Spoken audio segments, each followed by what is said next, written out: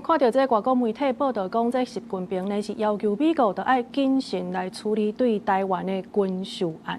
针对这个消息，咱的总统赖清德伊是表示讲，台湾、美国甲中国之间呢是有4个不变的原则。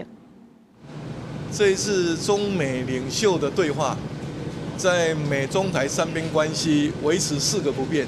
第一，中华民国和中华人民共和国互不隶属，台湾不属于中华人民共和国的一部分。事实不变。第二，美国基于《台湾关系法》以及6项对台保证承诺不变。第三，美国基于国家安全战略以及国防战略，结盟友盟国家集体防御责任分担，维护印太和平稳定的方向不变。第4个，台美关系坚如磐石，各项合作计划持续进行，不会改变。习近平是要求这美国呢，要爱谨慎来处理对台湾的军事。